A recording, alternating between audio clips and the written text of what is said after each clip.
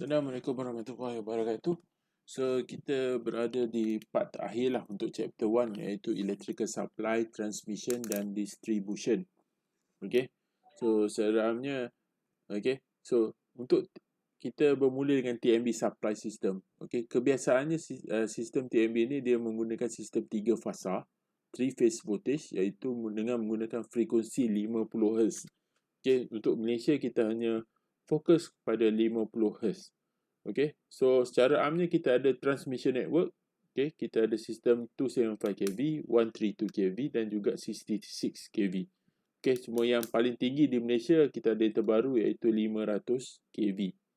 Okay, so untuk part distribution part pula kita ada 33 kV, 11 kV and then kita ada 415 volt. Okay, actually kalau ikut yang terbaru by ST kita tak pakai 415 lagi lah, kita pakai 400 volt.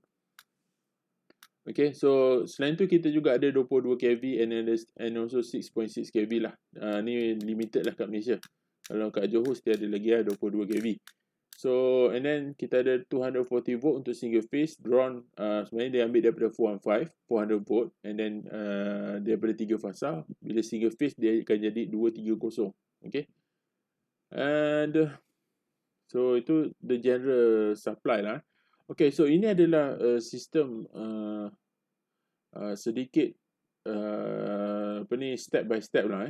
Okay, I think pada permulaan chapter ni kita ada belajar, tapi ini kita more pada detail sikit lah. Okay, so secara amnya kita ada distribution. Ini adalah generation part. Okay, generation. Okay, di mana kebiasaannya dekat generation kita hanya menghasilkan 11 kV, 22 kV ataupun 33 kV lah. Kebiasaannya 11 dan 33 lah. Okay, so apabila berada di sini, generation sebelum dia nak sampai ke customer, dia jauh. Okay, kebiasaan generation ni berada di lokasi yang jauh-jauh daripada bandar lah. Kalau ada di bandar pun tak banyak lah. Okay, kebanyakan generation yang besar-besar berada di kawasan yang jauh. Okay, so secara amnya bila generation ni, bila kita nak transmit untuk sebabkan jarak yang sangat jauh, so kita perlu step upkan voltage tersebut. Okay. Okay, so bila secara amnya kita akan step upkan voltage tu, di generation dia akan step upkan voltage tu. Okay, nilai step up tu adalah di sini 132 kV, 275 kV, 500 kV. Okay, 127 ni tak ada Okay, so dia akan ikutlah jauh dan juga berdasarkan analisis yang dilakukan oleh pihak TMB lah. Okay, so transmission system biasanya dalam keadaan high voltage lah. Okay, dan juga apabila sampai ke bahagian distribution dia akan step down. Dia akan step down dalam sekitar 11 kV, 22 kV, 33 kV macam ni. Okay, ini salah satu kilang lah. Contoh kalau kilang ataupun ni kilang. Okay, dia gunakan 11 kV. User pun ada. Yang ni pun katalah customer LPC yang menggunakan direct 132 kV pun ada kat Malaysia. And then dekat sini yang turun ke 400 dengan 230 kat sinilah rumah. Okay. Okay, sistem yang 415 ni sistem lama Sistem yang baru diperkenalkan oleh ST 400 volt, 230 volt. Okay. So ini adalah general saya boleh ni lah Maksudnya kita bermula dengan generation, macam mana tenaga dihasilkan. Okay. Kemudian bila dia dihasilkan, dia dalam keadaan voltan yang medium voltage, iaitu 11 hingga 33 kV. Kemudian dia step up kan menggunakan step up transformer, and then barulah dihantar kepada pihak distribution. Okay, so bila sampai distribution dia akan step down balik pada voltage yang sama ada 11 kV ataupun 400 volt. And then daripada situ baru dihantar ke kilang-kilang. Yang mana kilang-kilang yang nak 11 ke 22 ke, dia akan hantar ke kilang tu lah. Kalau mana perumahan, dia akan fokus pada 400 volt. Okay, so ini general terminology lah Okay, so supply method single consumer as in housing area, factory and shop house. Okay, so secara amnya kalau single customer in kawasan domestic housing area, kawasan factory and also kawasan shop houses, kebiasaannya kita akan bagi single phase sajalah TMB akan fokus pada single phase kerana penggunaan ni yang tak banyak lah. Okay. So untuk kalau contohnya factory yang mempunyai penggunaan yang sangat besar, so biasanya dia akan bagi 3 phase, iaitu 3 phase 4 wire. Okay, untuk di Malaysia kita hanya fokus 3 phase 4 wire. Okay, untuk chapter U pun untuk sistem sebelum ni kita hanya fokus pada balance system. So confirm is a system 3 phase 4 wire or 3 phase 3 wire, jawapan dia sama. Okay. Okay, ni multi-tenanted premises such as high-rise flat, office block and commercial building. So kebiasaannya kita bagi 3 phase lah. TAB akan bagi 3 phase. Okay, yang menggunakan 3 phase. So secara amnya kalau 1 phase ni biasa kat rumah-rumah je lah, ataupun selected kedai-kedai yang kita anggap biasanya sangat rendah lah penggunaan dia. Okay, tetapi kalau penggunaan dia sangat tinggi, kebiasaannya TMB akan minta gunakan 3 phase. Okay, so ini adalah high voltage, extra high voltage. Okay, so kebiasaannya kalau untuk ni adalah medium voltage. Okay, high voltage juga, consider high voltage. Okay, and then the extra high voltage, okay, dia depend pada calculation pada load lah. Okay, tapi kita tak akan go pada high voltage lah. So kita go pada low voltage saja. Although the unit of energy is a joule. Okay, so when dealing with large amount of energy, the unit used in is the kilowatt hour. Okay, so saya rasa ni semua dah maklum apa itu kilowatt hour. Okay, semua ada bill electricity kan. Okay, so kebiasaannya kita akan di-charge oleh TMB berdasarkan kilowatt hour. Okay. So secara amnya apa itu 1 kilowatt? Katalah 1 kilowatt hour tu apa maksudnya? Adalah penggunaan dalam masa 1 jam. Okay, kita guna dalam masa 1 jam tu kita guna 1000 watt. Okay. So maksudnya kalau you guna satu peralatan tu, katalah satu peralatan tu 1000 watt, and then you guna dalam masa 1 jam, so TMB akan charge you on 1 kilowatt hour. Okay. Secara amnya kalau joule yang ni lah 3.6 juta joule. Okay. Okay. So kebiasaannya electricity di tarikh ni, contoh 1 kilowatt hour ni kalau macam TMB dia akan charge 25 sen something macam tu lah. Okay, so saya just nak highlight 1000 watt ni, macam mana you nak identify 1000 watt ni. Okay, contohnya macam aircon, penggunaan aircon kebiasaannya 1000 watt 1 hour lah. Okay, ataupun kalau biasa lampu, kalau you beli lampu yang biasa dia dalam 36 watt. Dalam 36 watt. Maksudnya kalau you ada 10 lampu baru 360 watt. Kalau kata you ada 100 lampu yang 36 watt, dia dari 3600 watt. You buka selama 1 jam. So it's considered 3.6 kilowatt. Okay. Okay, so that's the basic overview lah. Okay. So ini adalah contoh bil elektrik. Okay. Saya semua dah takkan tak ada yang tak pernah tengok kan. Okay. Total amount of electricity biasanya kita guna kilowatt hour. Katalah dalam masa sebulan you guna 100 kilowatt hour. So you akan di-charge oleh TMB based on 100 itu. Okay. Dan kebiasaannya, okay, jap. Kebiasaan dia ada blok-blok. Okay. Katalah 200 kilowatt pertama dia akan di-charge dengan 23 sen. Nanti and then another 200 hingga 300 blok yang kedua you akan di-charge macam itulah. Okay, so ini ada juga dalam kita basic kemudian ni. Okay, so biasanya kita akan based on kalau you tengok macam mana cara nak mengiranya based on peralatan tersebut lah. Contoh penggunaan peralatan tu berapa lama dan juga berapa watt yang telah dinyatakan pada label. Okay, contohnya katalah ni contoh 250 watt. Okay, kata you gunakan peralatan ni, ini adalah large window fan. Okay, you gunakan selama 5 jam sehari. Okay, secara amnya you boleh kira sendirilah. Kalau 250 watt kali 5 jam, so sama dengan 1250 watt hour per day. So sama dengan 1.25 kilowatt hour per day. Kata sehari tu maksudnya you kena bayar berapa untuk runkan 5 jam tu saja. Okay. So ini antara ni lah. So macam mana you nak drop down you punya pengiraan tu lah. You akan tengok Setiap peralatan, kipas tu berapa watt, lampu tu berapa watt, kettle tu berapa watt, laptop tu berapa watt.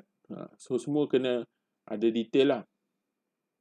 Okay, electricity consumption ni adalah ini adalah cost of different appliance can be calculated using the following power rating of the, okay, ini sama macam tadi, using power rating, and then you estimate berapa hour yang digunakan, and then baru you akan go pada domestic tariff. Okay, so cara amnya electrical consumption adalah power yang digunakan kali berapa hour of operation, and then katalah hari tu adalah kata penggunaan you walaupun 5 jam tapi you guna selama 30 hari. Okay, so you akan kali 30 days lah, and then you akan bagi 1,000. Okay, yang 1,000 ni nanti dulu sebab kenapa you bagi 1,000, sebab dia you nak kira dalam kilo.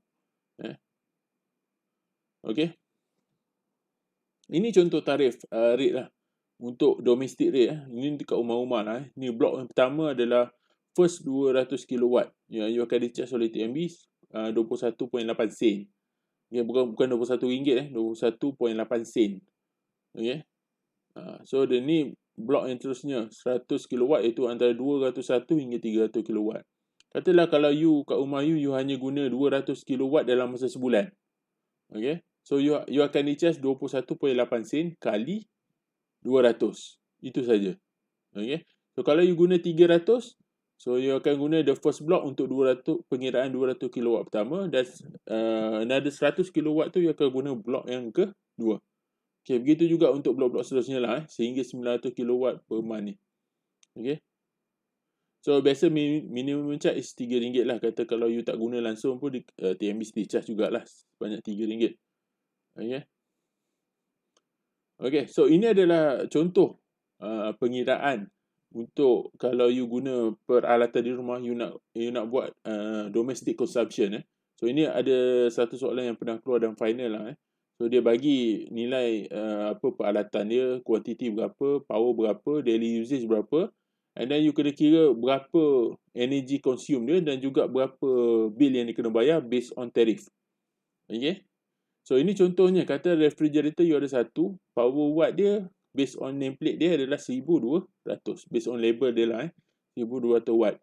So penggunaan dia 24 hours lah, memang you akan on sepanjang hari. Okay, so ini contoh television, air conditioner ni. So you ada berapa power dia, and then berapa daily usage per hour, and then you akan darabkan dua ni, 1,200 kali 24 jadi 28.8 kilowatt. Okay, sini ada kilo.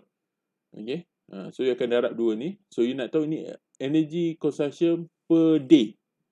Okay, so you dapat ni total ni per day, and then you akan kali 30 untuk 1 bulan. Okay, so sama jugalah untuk, and then you akan buat pengiraan the first block 200 kW berapa sen, berapa ni. So based on ni, kata ini total 1361.1 kilowatt hour. Okay, so you akan buat ni 200, 300, 400, 5, 6, 7, 8, 9 sampai sini lah. So total ni kalau kira semua ni adalah 1361.1. Okay, blok pertama you dapat 21.8 sen. Blok kedua 33.4 sen. Blok ketiga 40 sen. So you akan buat ni, and then you akan dapat energy cost ni berapa, and then you total up. Ini adalah bil bulanan. Okay, ini contoh bil bulanan. Okay, so ini adalah application. Ini contoh lah kalau ada ni berapa usage hour, and then power consume berapa, and then electricity bill per month. Okay, so ni you boleh sama juga yang tadi, cuma ini data yang lain. Okay, so kenapa? Okay, so ini adalah cara pengiraan. Okay, so dia memang ada dalam final. Okay, kemudian kita tengok what is the energy efficiency level for electricity appliance. So kalau biasanya kalau you beli barang-barang di kedai, contoh you beli refrigerator, TV, aircon, biasanya you akan nampak star rating ni lah. Okay, star rating ni sebenarnya adalah satu sistem yang dibangunkan oleh Suruhanjaya Tenaga. Okay, untuk menunjukkan efficiency of that equipment. Maksudnya peralatan tu efficiency dia okey ke tak. Okay, kata kalau 5 star ni maksudnya dia adalah jimat elektrik. Okay, kata kalau dia 1 star, maksud dia tak jimat lah. Okay, so dia nak menggalakkan pengguna untuk membeli barang-barang yang ada 5 star. Maksudnya proven by Suruhanjaya Tenaga yang dia ada 5 star. Maksud kalau 5 star ni maksudnya dia betul-betul energy consume. Maksudnya katalah kalau 1 star tu mungkin dia menggunakan 1000 watt per hour. Okay, tapi kalau 5 star ni mungkin dia hanya gunakan 600 watt per hour. Dia bagus untuk kita untuk menjimatkan elektrik lah, bil elektrik. Okay. Ini adalah salah satu inisiatif yang dikeluarkan oleh Suruhanjaya Tenaga lah. Ya, untuk improvekan, untuk memberi kesedaran kepada pengguna macam mana nak memilih barang-barang yang memberi nilai tambah kepada penggunaan tenaga. Okay. Okay, kemudian kita ada, ni adalah ini yang kita dah belajar first. Okay, what is the electric charge, voltage. Okay, so ini summary untuk semua simbol-simbol ni. So saya tak go through. Okay, so ini adalah summary untuk chapter ini. Okay, so you belajar apa itu current. Okay, apa itu source, apa itu load. Okay, and then you boleh buat satu circuit. And then kita ada buat tutorial on macam mana nak mengira voltage dengan current jika diberi antara itulah ada Ohm's law, V sama dengan IR, and then P equal to IV. Okay, so yang tu kita dah go through. And then kita belajar apa itu electric charge. Okay, be positive or negative. Negative electron are free to move around. Okay, ini basic of circuit tadi. Okay, and then kita go pada power and then resistance and also the Ohm's law. Okay, so okay, I think that's all untuk chapter ini. So the basic on that, I think untuk part ni kebiasaannya soalan final kalau yang pernah ada adalah penggunaan sampel domestic consumption ni lah. So you kena make sure you faham cara menggunakan this jadual and then cara nak mengira bil. Okay.